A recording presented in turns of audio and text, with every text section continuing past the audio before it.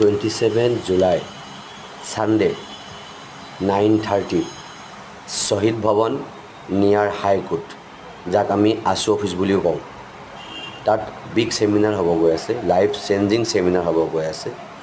only মোৰ টিমৰ just মোৰ টিমৰ গতিকে মোৰ আপলাইন আহিব চিফ গেষ্ট হিচাপে এণ্ড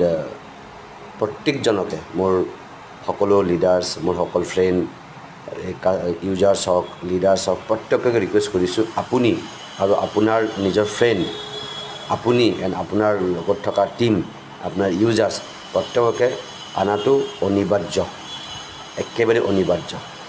তো কিন্তু ঘটনা হ'ল 9:30 একজেক্টলি 9:30 পাবই লাগিব কাৰণ ভৱনটো আমাৰ লোৱা আছে 1 বজালৈকে 1 বজাৰ পাছত আকৌ বেলেগৰ ছেমিনাৰ আছে একদম টাইম ছেডিউল নিমিলে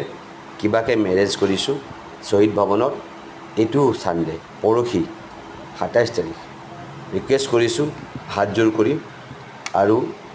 মনত ৰাখিব সকলোকে ফোন কৰা পচিবল নহয় সেইকাৰণে মই অসমৰ তথা অৰুণাচলৰ য'ত যিমান আছে প্ৰত্যেককে মই মেছেজটো দিলোঁ ভিডিঅ'ৰ জৰিয়তে আপোনালোকে আহক ৰিৱাৰ্ড এৱাৰ্ড চেৰিমনিও হ'ব ভাল এনজয় হ'ব আৰু মনত ৰাখিব কোনো এক্সকিউজ নকৰিব 27 তাৰিখ বি অন টাইম 9:30 একজেক্টলি ধন্যবাদ জয় অসম